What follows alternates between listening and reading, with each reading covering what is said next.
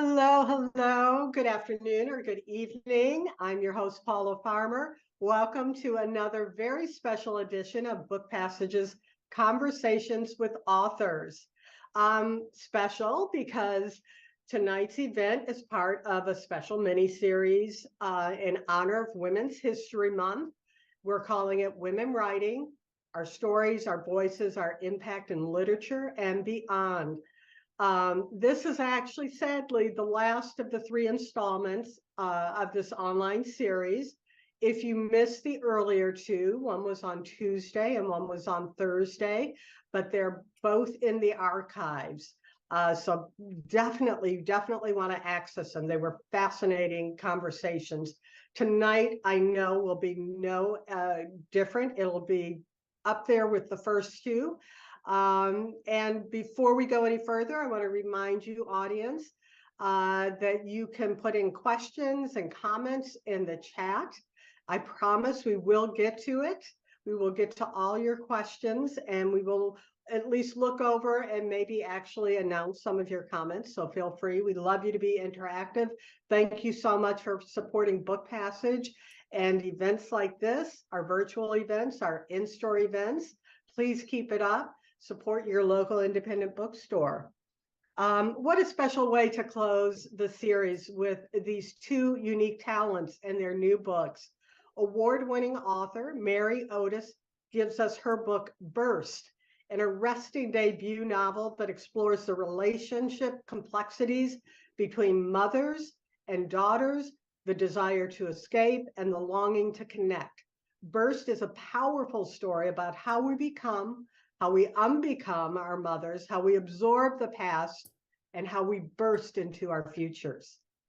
Joining Mary on our virtual stage is Andrea Dunlop with her book, Women Are the Fiercest Creatures. In it, 3 overlooked women take on the charming, manipulative tech CEO who wrote them out of his startup history. Written with razor-sharp intelligence and heart, Women Are the Fiercest Creatures is a searing look at the complexities of family and the obstacles women navigate in every aspect of their existence. Andrea Dunlop has over a decade and a half of experience in book publishing. She is the author of 3 novels, some of which have been featured in Town and Country, Bustle, InStyle, and many other publications. And you know what? Normally, I would say novels like yours had me at page 1 or the foreword, but I've got to say, both your novels had me at the title. I love these covers and these titles. Women Are the Fiercest Creatures and Burst. With that, I'm just going to give it to both of you because I'm so looking forward to your conversation. Thank you for joining us. Thank you, Paula. Thank you so much, Paula. And yes, I agree. I think they did this. So we're both with a new publishing house, Zibby Books, which is Zibby Owen's new publishing outfit. And yeah, I think they did a phenomenal job with the covers and the titles. And actually on that, Mary, I wanted to ask you, how did the title for your book come about? Because in my experience, titles are either like so obvious from when you're working on the book, you're just like, this is what it's going to be called. And like, no one ever disagrees or argues over it. Or it's like the longest discussion in history. So I'm Right. wondering which it was for you. It had a few ghost titles along the way that were, at the time, they seemed very important to me, and they kind of pulled me forward through the book. And then I would get to a certain point where it was like that title just wore out. And then it seemed like another title would come. The title actually came fairly late, but it ties in with the idea of my two main characters. It's a mother-daughter duo. Charlotte is the mother, Viva's the daughter, and when she dances for the first time or learns a dance step from a friend, she feels like she's burst free of the confines of her body. And so it's a physical reference in the first mention of it in the book. And then later in the book, it's more of a symbolic reference, and it has to do with bursting free from anything that might be holding you back, whether it's a self-imposed limitation or a societal expectation, familial, cultural, whatever it might be that could hold a person back. So it kind of works on two levels. And I agree that the covers, Zibby Books has hired such wonderful book cover designers. My particular designer, Mumtaz Mustafa, is so gifted, and this was the first one they sent me. They sent me 3 covers to look at, and this was the first one I got. And it was embedded in an email, so I couldn't see it in its entirety. I could only see part of it. It opened up in that way where it's, the big picture. And so I was sort of traveling through the image at first, and it was almost like flying through the colors. And I thought, I don't know what this is, but I love it. It was just so brilliant. And so right away I had a connection with it, and that was it. Yeah, that's interesting. Yeah, I feel like covers have become, if anything, kind of more important than they used to be. I feel like because of so much social media is now visual, like it's either, Right. move like film on, TikTok or Instagram Reels, or, it's on Bookstagram. And so I feel like the cover is just like having that arresting cover is just even more important than ever. And I feel like they did a good job with both of ours. I have a funny story about my cover reveal. So they actually had a previous cover for the book that I really liked, that I thought was beautiful. I like this one much better. But then they decided to redo the cover, and let's see, it was last summer. It must have been like July, because I had just had the baby. I have a 9-month-old baby. And Zibby was in town, and they were like, "Oh, should we show Andrea her cover?" And then she was like, "Kyle," it's her husband. She was like, "Kyle, film it, film her reaction." And I was like, "Oh my God, I really, really, really like this cover." I have a very, very bad poker face. Like, I have a very expressive face. So I was like, "Oh my God, I really hope I'm not like, it's so pretty." But no, in fact, thank goodness I did love the cover, and I actually got like kind of like I got like the little, like the little butterflies that you get when you feel like you're on the right track with something about your book. So Yes, it's such a good feeling. How did you come to land on your title? I love. This is so funny. Yeah. So I know I almost want to say apologies to anybody who's heard this story before, but actually it's probably just me who's heard this story before, because I've been on tour for the last 2 weeks, so I've told it a few times, but it is a good story. So my brilliant editor, Lee Newman, who had originally launched the publishing house with Zibby, when she read the first when she read it for the first time, the draft that we were on, it had originally like a couple other titles that we sold it under. I was not attached to any of them. I was like, if somebody comes in with a good idea for a new title, I was totally open. So she finishes reading the book, Lee, and she's like, "Oh, I love it." And she's like, "We have to call it Women Are the Fiercest Creatures." And I was like, "Okay." I was like, "That's a cool title, but I don't know where you got it from." And she was like, no, like the line in the book where Sam says it to her. Sam is my main character. Sam says it to her, to her yoga class. And I was like, and then she was mortified because she'd misremembered the line. But the actual line was "Mother is nature's fiercest creature," which I like also, but it would not have made it as good of a title. And so then basically we just reverse engineered. We're just like, okay, we'll just have Sam say that and then we'll call it "Women Are the Fiercest Creatures." And it's worked so well as a title. I mean, I don't think I've ever gotten, this is my 4th book, and I don't think I've ever gotten such strong reactions to the title. And it really made for like a good sort of, thesis statement of the book. And yeah, and it got like, it definitely some men who've interviewed me have had strong reactions to that as a statement, and I found that like pretty funny. Yeah, and I mean, but I love the title of it. You know, I think it's a good, yeah, it's a very good description of how I am feeling at this point in my life. So so yeah, I've really liked it. So Mary, I wanted to ask you, your previous book was a memoir, and isn't that right? Yes. It was actually a short story collection, It was but short stories. Why did I think it was a memoir? I I'm so love sorry. memoir form. I may get to it one day. I saw the look on your face and I was like, oh my God, I'm wrong. Okay. So, well, my question is still germane. So your previous collection that you released that's Yes, Yes, Cherries, right? And that is a right. short story collection. Yes. And so I wonder like okay, I cannot, actually, this is even better for my question, because like I cannot for the life of me, like have tried on and off again since college.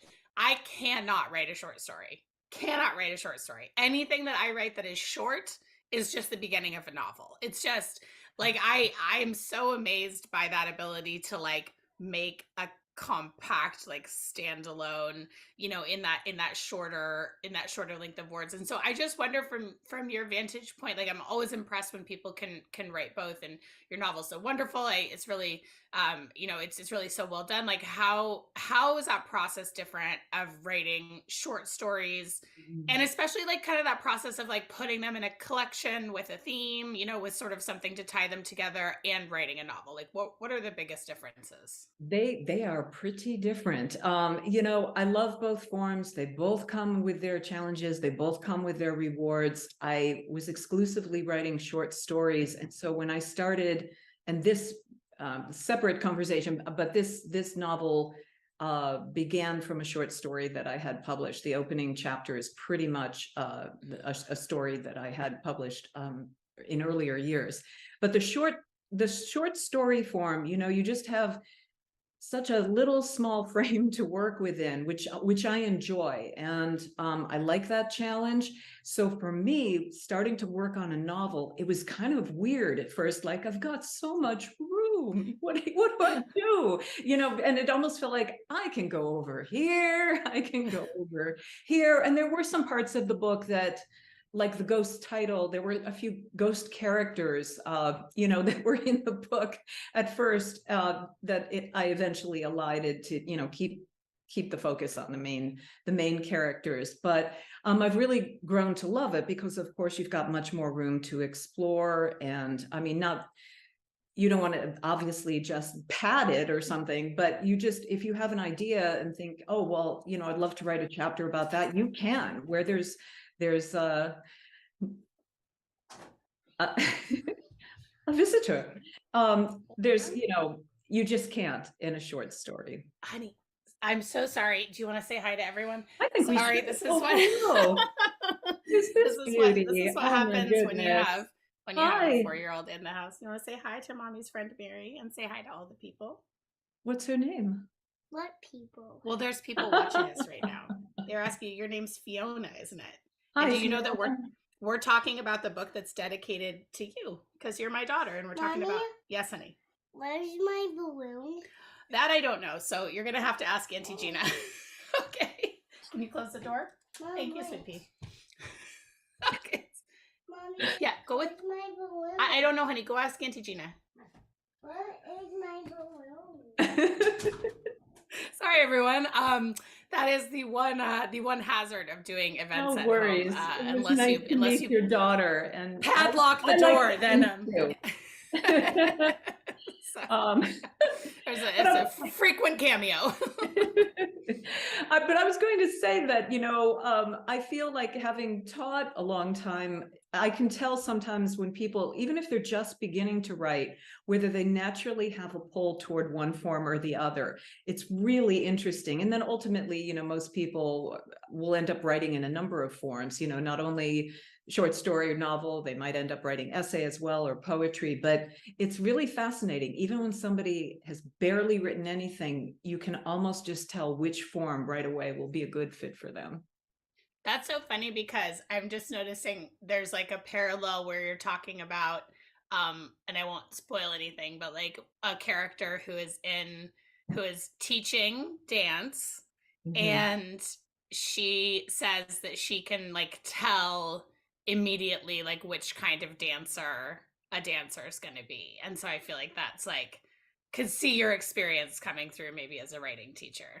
Yes, I think that there's a real corollary to that. And it's also really fun to see, having taught all kinds of different classes, undergrad, graduate, extension classes, night classes, small workshops, just how often, somebody can also walk into a class with um, very little training and a lot of natural talent. And it's really exciting to see that. And I always hope that somebody will stay in there and follow it out, because a lot of times I think it's natural. Most people can't really gauge their own level of skill. I think that's pretty common.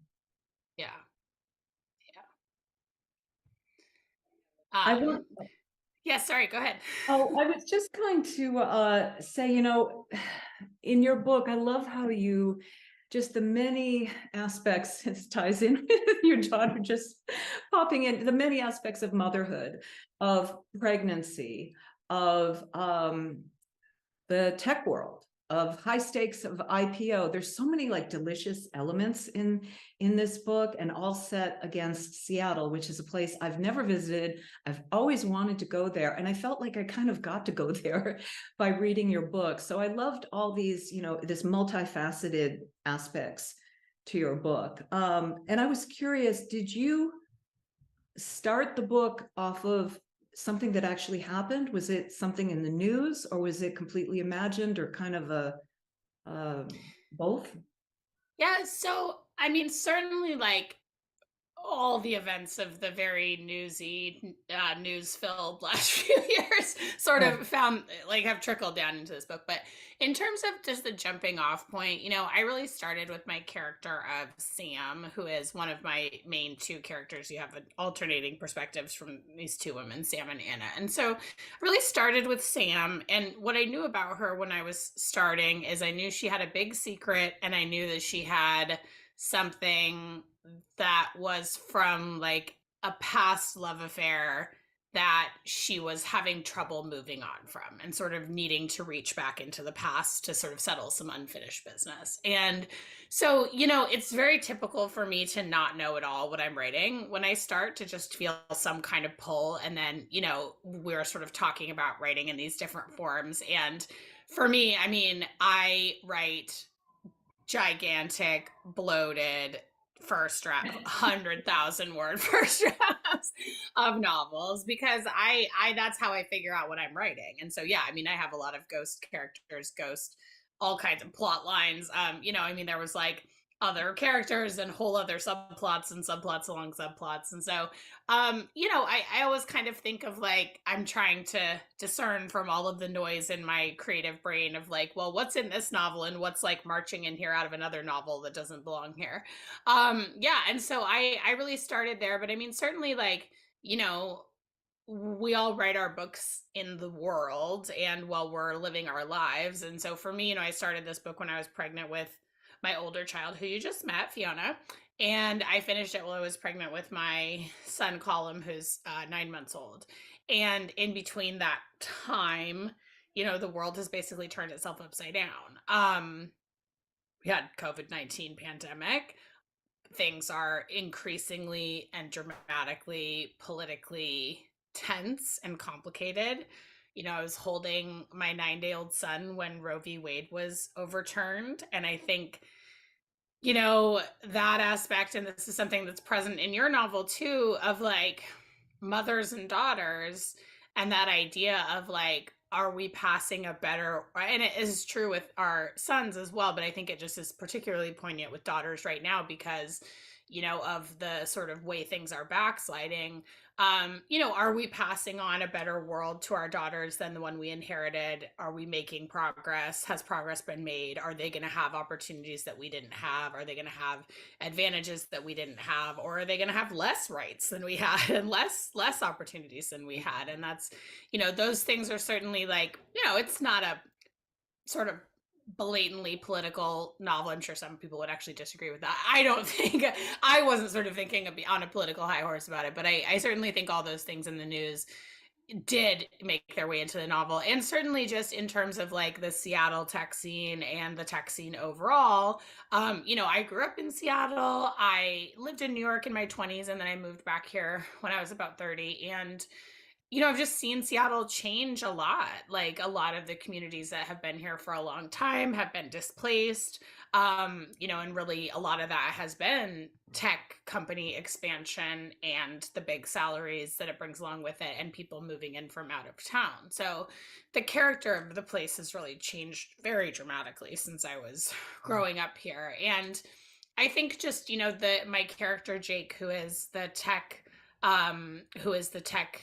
entrepreneur who's going to take his company public, he is the book is not about him, but he is sort of the glue, because he is the ex of all three, who's the current husband of my character Jessica, who's young and gets pregnant during the book, and then his ex-wife Anna and his ex-girlfriend Sam.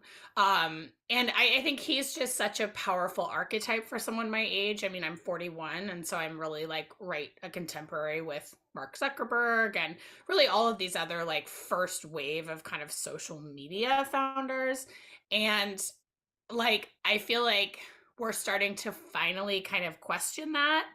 Not as much as we should be, but I think because of like, all of these sort of cascading scandals, it's certainly like we're not in the first sort of honeymoon period with social media anymore. So that was it's a very interesting thing to be writing about right now.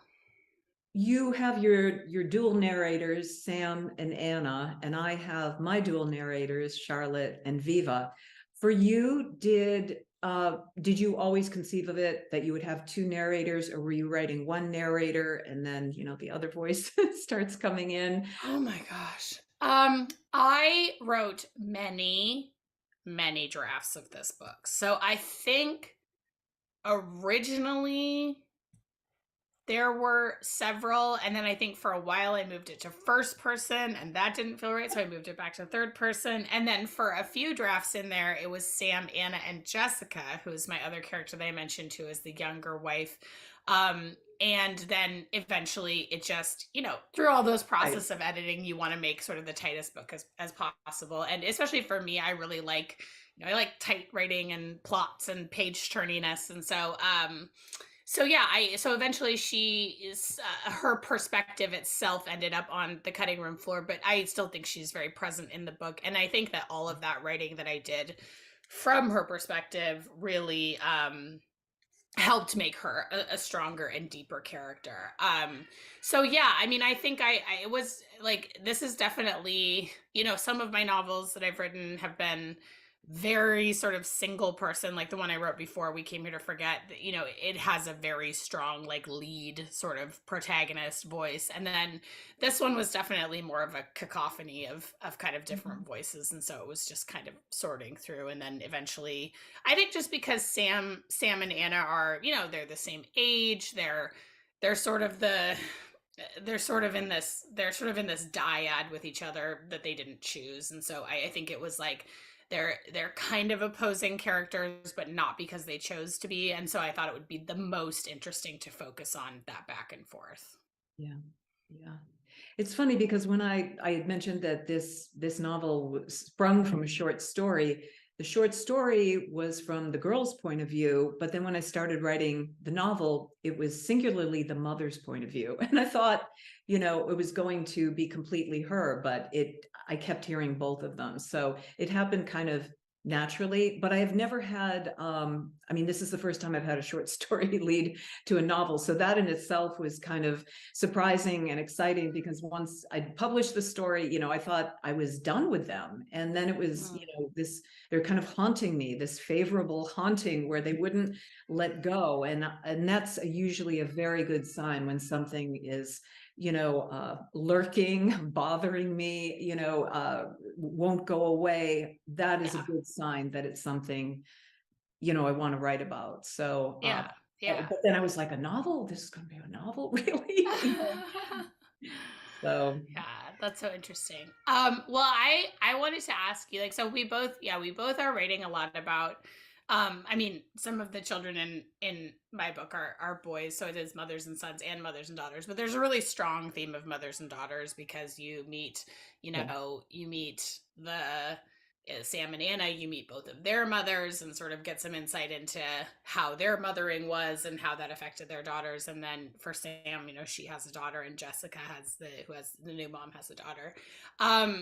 And something I thought about a lot with these characters, and I wanted to know, so your mother in the book is just Charlotte. Like, do you think, like, what makes a good mother, and do you think that Charlotte is a good mother? Oh, that's a good question. I know it's a big one. We have to decide right here what is a good mother. I think she is a troubled character. She is a flawed character. She's got a big presence. She's charismatic. But I think beneath all that, she's very vulnerable and really kind of wounded. And then in the beginning of the book, we learn about an actual physical wound that she has that theme kind of carries through her entire story, her entire life, and her inability to express herself in some ways. But it all kind of starts with this accident that she has. And I think that she is a good mother because I think she is always, no matter what, no matter how far out she gets, she is always trying to provide for her daughter and get her what she needs. I think she would be a very complicated mother to have. And she is actually not at all like my own mother. So she's kind of an amalgamation of quite a few different women I've met in my life and various mothers when I was coming up. So she's kind of came in on her own. She's not based on any particular person I know, but I think psychologically she incorporates a lot of things that pull at me, things that I want to explore. Interesting. I wanted to ask you about, there's this sentence I loved so much in your book, and this is from Anna, and this is toward the beginning of the book, and relative to Jake, it says, whereas Jake experienced only fleeting moments of self-doubt, Anna experienced only fleeting moments of self-confidence. Her faith in her ideas and capabilities was like a silvery fish that shimmered just out of her reach. And I thought that was such a beautiful way to put that I think many people have experienced that. And I wondered if you wanted to talk a little further about that as it like affects her later arc, where she ultimately ends up, without giving away. But. Yeah, I think for me, like thinking about Anna, Anna comes from a really different background than I do, and also a really different background than our other character, Sam. And I sort of thought, I guess I thought a lot about the ways in which, like, women are taught to sort of go after what they want or not. Mm-hmm. And like the things that inhibit women from self-actualizing, really. Whether that's through work or just in general through finding purpose. And I think that people really, culturally, the script is still the expectation that women are meant to find purpose through marriage and motherhood and like kind of period, end of sentence. And although those are things that can give us a lot of purpose, and certainly those are things that give me a lot of purpose, I think a lot of women I know still want more, and they want, and especially because it's funny with motherhood, it's a very all-consuming thing when you're in it, but then all told, for how long people live these days, it's not it's not like even necessarily the bulk of your life. And so and so it's like it's good to have other things going on.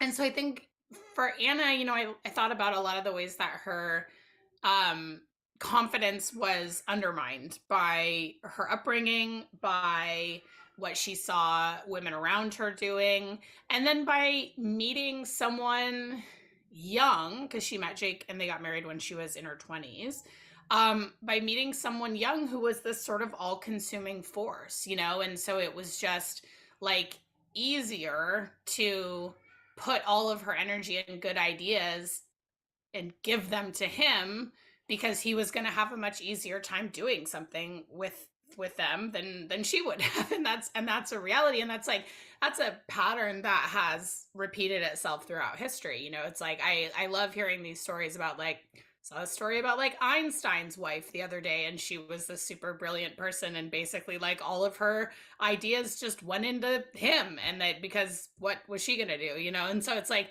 you hear these stories, it's just like it's a tale as old as time, right? It's the woman behind the man, and I think that's still really present. And I or think people it's sort of taking like, credit for work they did not do, and that right, goes and across these, many sectors.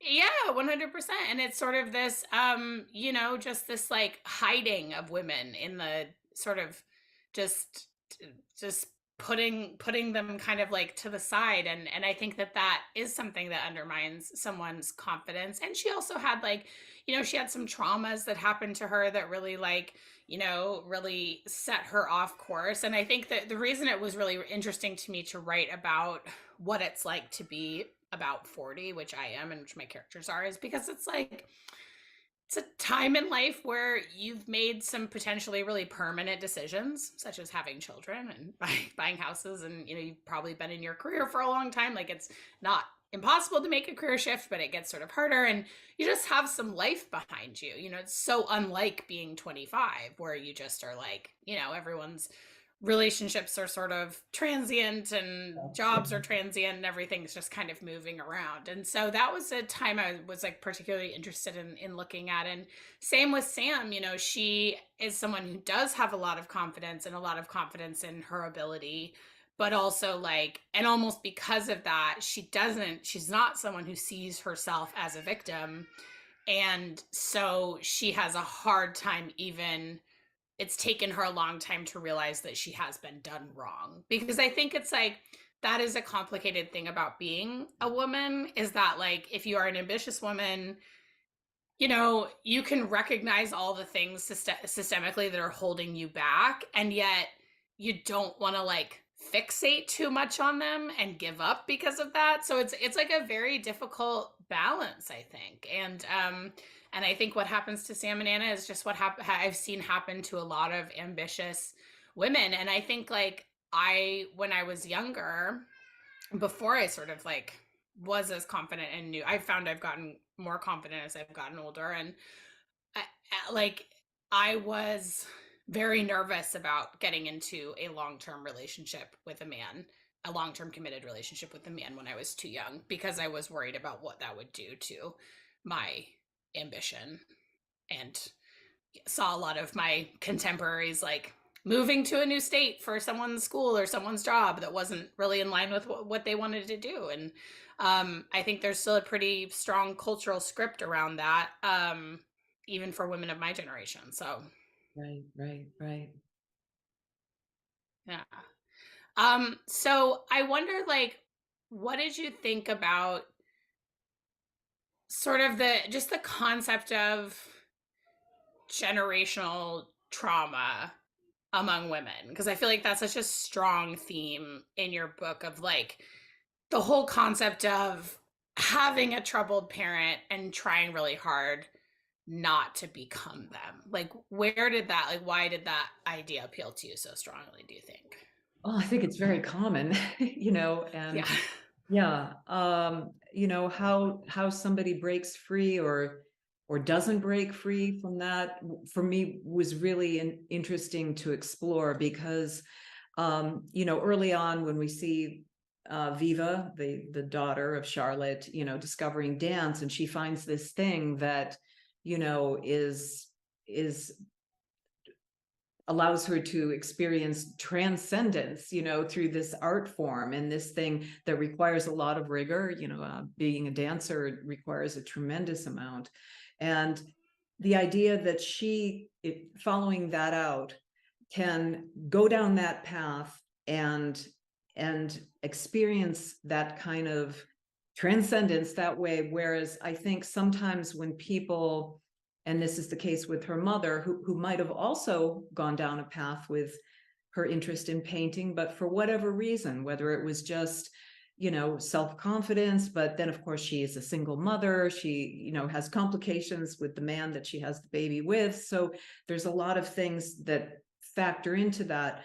But one of the things that I wanted to get at in the book was how sometimes when somebody is trying to like seek that kind of thing that I'm talking about, that is available through dance or painting or writing, any kind of art form where, you know, when you're in it, you have that possibility of being out of time and space, you know, you're working on another level. And I think things like addictions, or the thing that's the downfall for Charlotte, is a way of trying to achieve that in like the knockoff way, like the fake transcendence, you know, like trying to also experience that, but in this way that, you know, obviously, of course, is not very healthy.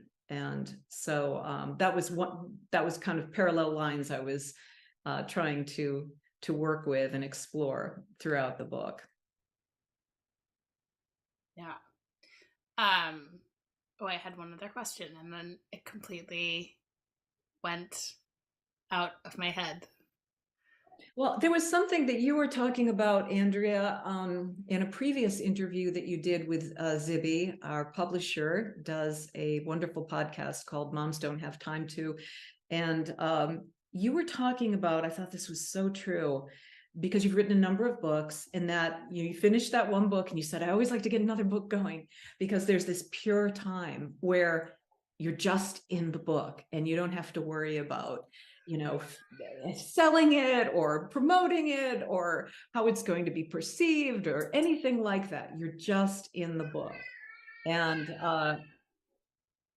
I don't actually really have a question around it, other than to say I related to that. You know, we're in a very busy world, and just being in that pure, you know, part of when you're first creating something is so great. I could completely relate to that.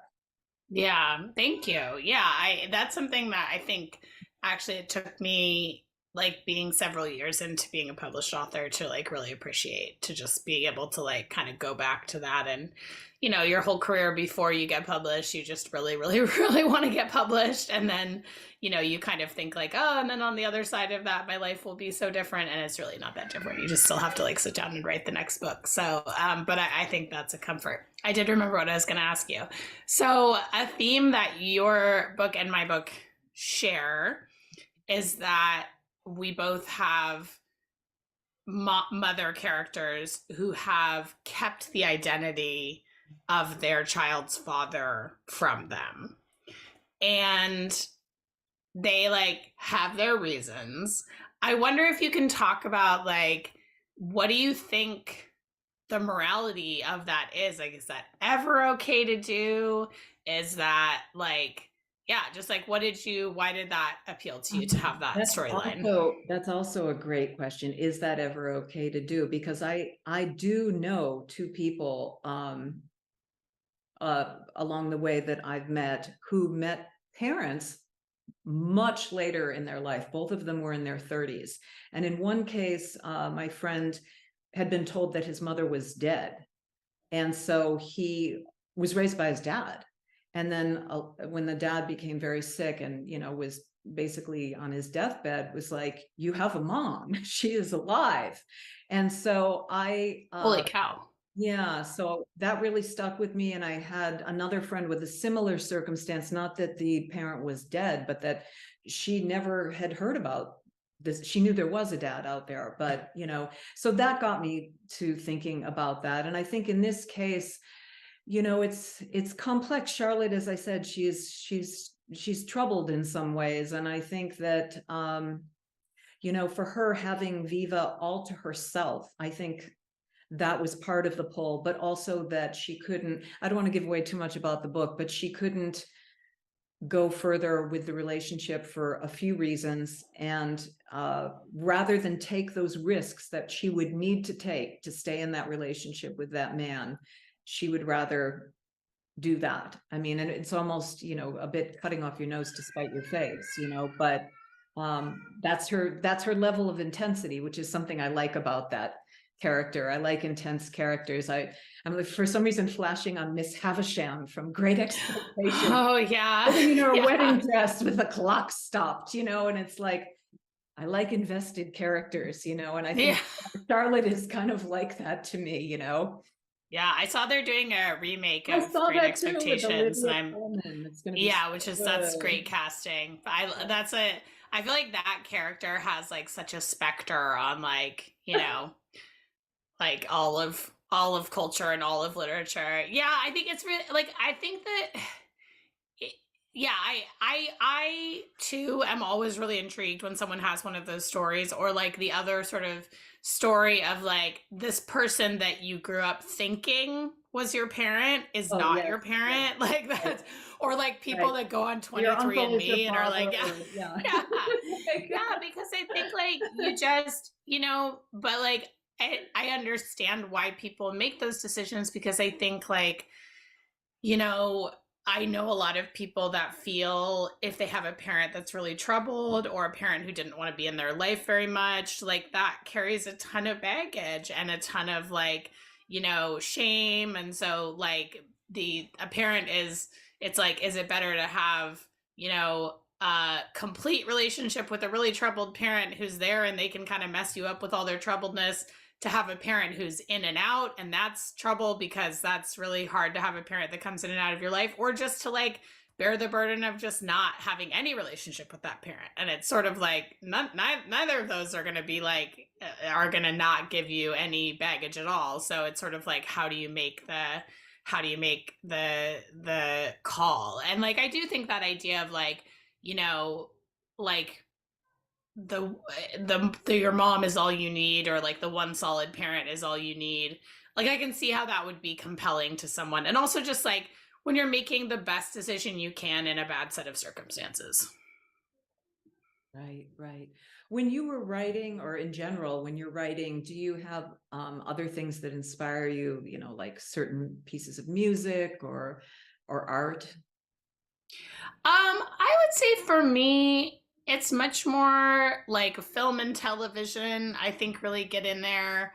Um, just like, yeah, I mean, other books that I'm reading, like I think some, you know, some people are sort of like, I feel like people are in kind of two camps when they're really in the thick of it with writing a novel. They either don't want to read anything that's at all like their book. It's like can't be the same, you know, type of story or genre. I really like to read things that are like the book I'm working on. And if someone says, oh, that kind of sounds like, or that reminds me of like this book, and whether that's like a really like old Victorian novel or like, you know, a brand new novel, like I really like to go and explore those.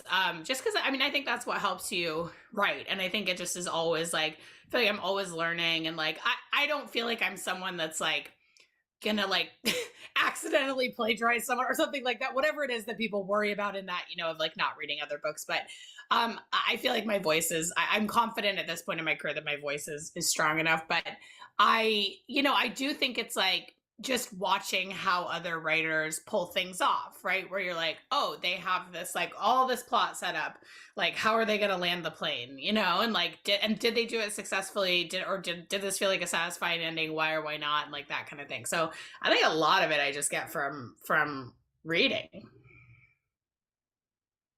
Yeah. Yeah. I, oh, I think Paul is coming back Paul on is to coming ask through the questions. magic mirror.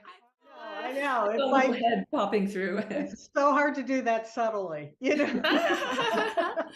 No, you Well, picked a especially good in moment. the mode we are. This has been so interesting. And of course, as you're talking, I already had questions going into the event, but then as the two of you were talking, I was starting to get bored and I was kind of gnawing at the bit to get in. Uh, so here I am, and I want to start off. By the way, I just want to say, given the mother-daughter theme of the conversation and the books, I think it's wildly appropriate that Fiona upstage. like, I was like, was that planned? It was not planned. She just fully like wandered in here. It Is was that very a child cute. actor, Andrea? Right, right. Oh, So cute. Rita's, this is my adorable. She's suspiciously cute. No, I mean, it's so funny. I will say like, pre-COVID, I think I would get very nervous about something like that. And now I'm just like, yeah, whatever. Like everyone has a house and a family in it and like things happen. You know, like my dog, Right. loves to wig out in the middle of an interview, like, you know, but it's like, then you just see it happening. And it's like, I'm never bothered when that happens when I'm watching something. I think it's funny. So I think it's cute. So It's yeah. harder though when people can't, like I had somebody at my window going like this. I'm like, you know, they're like, Oh, that's, like, yeah, that's the people on camera can also not see it. So it's right. That's worse if there's something going on in your peripheral. Yes. Right, that's actually Lady's talking to a distracting you. computer. Yeah. What does it Yeah. mean? Yeah. Yeah. Yeah, I think when it was at the beginning of all this, I remember one time, Michael, my partner, he did one time, like he comes out casually. He's not on camera, but he comes out casually to get something to eat. And I'm like, are you kidding me? Like, I What are you told doing? Yeah. Because now all I can do is look over at him cooking. or Yeah. Yeah. But anyway, on to the questions. Andrea, you started out behind the scenes in the publishing world. And I'm just curious, what was that like to go from kind of behind the scenes to being front and center, if anything at all? Maybe it actually helped you in the transition, or did it just feel weird? No, I mean, so I used to work as a publicist for Doubleday. And then when I moved back to Seattle, I worked for like a local book events company here with the late great Kim Ricketts, who is just like a legend in Seattle. And then I worked for like another local book company. And yeah, I mean, I think it was a really good education. I think especially like, you know, going in my 20s to like the belly of the beast, right? Like working the amazing Random House offices. And that felt very like cool and special. And, you know, I think especially because I was in publicity. And so that's really like, you know, watching how like book launches go down and seeing how the sausage is made and just being in the halls. And yeah, I mean, I think it was a really good education. And I think like, it allowed me to go into my first book publication with like many fewer illusions than most authors go in with, because I think like I had by then watched like a lot of authors go into their first book publication and like really get their hearts broken, right? Because they just are like, well, it's, you know, I worked so hard, it's my book and this is my lifelong dream. And they just expected it to be one thing and didn't realize how competitive it is to get attention, how hard it is. And I think like I saw that behind the scenes, you know, I would work on these books. Doubleday is obviously an amazing publisher and they publish some of the best writers in the world. They publish Margaret Atwood and Ian McEwan and all these other people. And, you know, I would work on books over there that were not those huge names, that were debut novels and what have you. And they would be these like beautiful books, or even people that had written like 8 or 9 novels that were so talented and their work was so good. But for whatever reason, you just couldn't get them, as we used to say, you couldn't get them arrested in Times Square, you know? And like, you just couldn't get any of the media interested, or maybe even you did get the media interested and it didn't move their sales. And then nobody wanted their next book. And it was just like, it was like, I totally just like watched that heartbreak go down and realized that it had nothing to do with how nice the author was, how talented they were, how good the book was. There's just a lot of luck. And so I think like I really knew that going in. And so certainly, especially on my first book, I was just like, I'm here. I got this book published. I'm going to party. Like, I'm going to try and have as much fun with it as I possibly can. And I think I've always been willing to like try new things with in terms of marketing and social media and, you know, and have watched those trends with interest and had some like good context for all of those trends. Whereas I think like some authors, you know, really get very sort of intimidated and freaked out when they're like, oh, now I have to be on TikTok. Now I have to be on Instagram. You know, this is bad. And then I remember what it was like, because I worked in book publishing starting in 2005 or 4, excuse me. I remember what it was like when those tools weren't there. And like, trust me, it was worse, because then if your publicist couldn't get you anything, there was like literally no way to reach readers.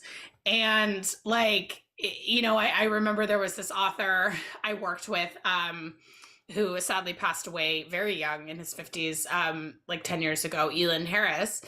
He's an Atlanta author. He writes these like, it's really like if you watch like VH1, like Basketball Wives or like football, it's like that, but in novels. I mean, these very like, you know, steamy like stories about like football players on the down low and what have you. So he wrote these like very popular books. He's a New York Times bestseller every time. But he started off as a self-published author because, you know, he did not fit the mold of what publishers were looking for like a whole bunch of reasons. And but he knew he had an audience. And so he like self-published his books. And back then it was not slick like it is now. It means he literally did like a print run and had all these books like sitting in his garage. And he drove around. He used to be an IBM salesman before he was an author. And so he drove around to Atlanta beauty salons and just like sold a crazy amount of these books, just like going in there and being like, hey ladies, and like talking about his book. And I'm like, that is what it used to take to sell your book without the system. And it's so different now, you know? And so I just like, I mean, I loved him. He was such a sweet man. And like, I just thought, I was like, that is just the best story. And then he sold enough that like, double they picked him up and then they just like made so much money out of it, you know. It's just like, but like that sort of spirit of being like, oh, I know who my audience is and I'm gonna go get them, like that's something that we can all do to some degree now. And like that is so yeah, I mean, I think that it was a good education. I think it put me in particularly like good stead to do the author part of this job, because being an author is like very different than being a writer. Being a writer is like what most of us think of, I think, is the fun part. You know, it's just like you and the book and you're sitting around and you're writing and it's happy and it's fun. And then like the business part is very hard. So yeah. No, I love that story of the author. And I think some of that personal putting the book in people's hands, I think now that's getting lost with a lot of authors because they're being too dependent on social media or the machine of the publishing company. And I think there's something to be said for the kind of, as someone who works in the book industry, has worked, you know, bookseller, all that, I think there's something to be said, you know, when you put it in a bookseller's hand and meet them personally. So yeah, well, Mary, for your kind of out of the norm experience, going from essays and short stories, what was your writing journey like, transitioning to a whole different, you know, genre? Was that difficult for you, or was it just organic, like it was just meant to be and it just kind of flowed? No, it was definitely kind of a ramp up working on the longer form. And, you know, like recently I started writing poetry. That's a new form. And I feel like, you know, your writing is your writing, your voice is your voice, but then the material itself will kind of dictate what kind of house it needs to live in, which is why I like poetry a lot, because, you know, you can just kind of go in with one clear image or idea, and you can drop all the way down to the center of the earth, but it's this wide. I mean, I'm mixing lots of metaphors there, but you know, that's why it's exciting to me. And yeah, I think something with the novel, you know, a short story is generally end oriented, and oftentimes the beginning will give you a clue to where the story is going to go and where it's going to land. Oftentimes maybe a question rather than something being tied up. And I often would write a short story with only the opening line, or sometimes only the ending line, and write to that. And when I was working on the novel, I think Andrea was saying she was, you know, writing hundreds and hundreds of pages to find out what it is that she wanted to write. And for me, most of it I wrote out of order. There were scenes that were pivotal with the mom that are toward the end of the book. Those were the first scenes that kind of came through, so to speak, but they felt urgent, they felt important, and they were strong enough that it allowed me to like work through the book to these hot spots. So I would just get all the material together. And then with a novel, I think the thing that's so different from a short story, I mean, you need to structure a short story, but with a novel, you really, at a certain point, I really had to think about outlining, because I don't generally outline. I would not generally do that with a story, but with this, I definitely felt like at a certain point, I felt how I was structuring Did it. you feel like you had to, did you feel you had to know what the ending was before you started? Of the novel? Yeah, I yeah. didn't feel that I needed to know the Okay. ending. And I mean, on occasion, one time I wrote a short story where all I had was the ending. And I was so excited about this ending. And I wrote all the way through, these two characters were going to leave together at the end. And it was like they didn't want to go. They didn't want to leave together. It was like, okay. But it's okay, because that ending was like a carrot, and it pulled me through so that I found the actual ending. So it was like, I keep talking Right. about, shadow titles and shadow characters, and shadow endings. They're hidden, but they're honorable because they serve such a strong purpose when you're working, gives you something to hang on to. That's great. Yeah, love that. For both of you, did you have any books or authors that kind of influenced your writing, whether this particular project or anything else, just in general? Any books that just kind of influence you, inspire you, or authors that inspire you in your work?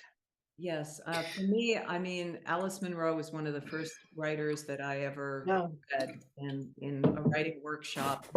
She remains one of my guiding lights, in terms of how she writes about women, people's secret lives, interiority, place. Her stories are all set in Canada. The way she cuts back and forth in time, I do in my book, and so that was very instructive. And also Joy Williams has always been a huge inspiration for me, because I just love her unusual, striking, ominous voice, and her sharp humor, spiky observations. They're very different writers, but both of those two together, I mean, and there's so many writers I admire, but like they were ones I read early on when I was first becoming a writer, and I still read them. Yeah. That's great. And you, Andrea? So for me, and sorry, I've got this like weird tickle in my throat, but better not be getting another cold. That's all I've been doing this winter for my kids, bringing home everything. But yeah, I mean, for me, and this is going to be like a funny pairing, but I feel it.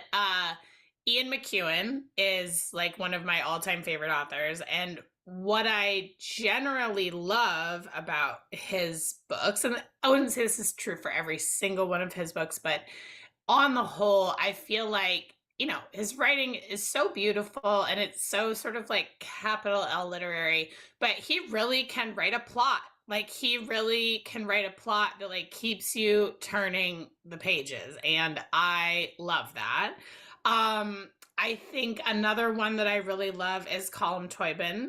I never know if I'm saying his last name right. None of us do. Yeah, I know I'm saying his first name because that's my son's name, so I know I'm saying that right. But yeah, I love him for I think his take on like family dynamics is so great. Like I just think he writes families so perfectly. Like when I was taking writing classes when I was 25, one of my professors was like, there's something about the way that you write that reminds me of this writer and his book, The Blackwater Late Ship. And I just like that is to this day one of my favorite books. So I love him. And then Leanne Moriarty, I also love. And I think she just does such a good job of writing like women who have been pushed to the brink by the pressures on them, right? Like she's really, I think that's why people, with Big Little Lies and all these other books of hers, like I think that's a huge part of what people respond to. It's just like that, like, yeah, she's a really good like storyteller of like women in middle age losing their shit for reasons that we can all completely sympathize with. Yeah. and this novel is also about like women kind of losing their shit. So yeah, so I would think those are sort of my big ones that I can think of with this book. Oh, that's great. And you know what? I love also that both your books are actually published in paperback, like first run paperback. I Yes, think, simultaneously. They did yeah, hardback and paperback simultaneously, which I think is so smart. Hardback, also audiobook, ebook. They've done the audiobooks. They're coming out the Yeah. same day. They've got it's something Yeah. very wonderful specific to narrators. Zibby books, which I think is commendable. I don't know if that is just kind of responding to give the audience what they want. There may be some. I mean, I happen happen to think that's the direction the industry's going. I just think, Ooh. I love hardback books, and that's why I love that they did both of them simultaneously, because I think like libraries obviously love having hardback books just because they're so Right. much more durable for like books that are going around a lot. I like a hardback book is lovely. They did for my book, and I haven't seen the hardcover of yours, Mary, so but I assume they'll do the same thing for the hardcover of my book. I wish I had one to show you, but they have they did like a cloth cover and no dust jacket, and it's this smaller trim size, so it's like the size of a paperback, and so it's this like really cute little this exact, so that looks exactly the same. So they're doing this, like, not only is it it's like a cute hardcover, and I think this like the gigantic bigger trim size with the dust jacket, and it costs like $38. Like that's so expensive. Right. And yeah, for And that to be the only. That's not Sorry? even getting into the environmental thing. I think it just, Right. environmentally, do we really need all books to be Yeah. only in hardbound for a year to 4 years? No, and and I think that, I think there was a time when that timing made sense of like, let's sell as many as we can in hard. But I think Right. what ends up happening is that like people either delay the sale, but it's like with people's attention spans now, and like that sort of like, you want books to be cheap enough to be an impulse buy, right? Like that's ideal. Like you don't want someone to go, oh, I want this, but I'm gonna wait for it. Like I just don't think that's something that you want people to do. And so I think like you're still gonna see the hardcover format, but I think either, and you've already seen, right, it used to be a year between hardcover and paperback, and now it's a lot of times creeping up into that 7-8 months, and they're kind of pushing some of those. So I think Zibby's just ahead of the curve on that one. I think so too, and I think that's commendable. And this has been great. I love that you were the closing ceremony, so to speak, of this special series for Women's History Month. Thank you both so much. Thank you. And Mary, your book is not officially out yet, right? April 4th. April 4th. Andrea's is. Yes. And definitely, but I think there's a lot to be said, and I'd like to encourage our audience that are interested in Burst that you can actually do a pre-order, and you can pre-order from Book Passage. We love people to pre-order, so feel free to call, come into the store, either store, San Francisco or Corte Madera, or go online, but you can pre-order, and authors love pre-orders. Authors and publishers actually love pre-orders. It's the best, Right now, Andrea's book, Women Are the Fiercest Creatures, is out, and it's available in paperback and hardbound. So that's great. Thank you so much to both of you. Thank you for being a part of the series and being the closing ceremony. You're both great. I wish you much, much success. Thank you, Paula. So lovely. Thank you, Paula. Thank you to the audience for coming and supporting this event, supporting these authors. And thank you for your comments and the questions. And with that, until our next event, be safe. Bye-bye. Bye, everyone.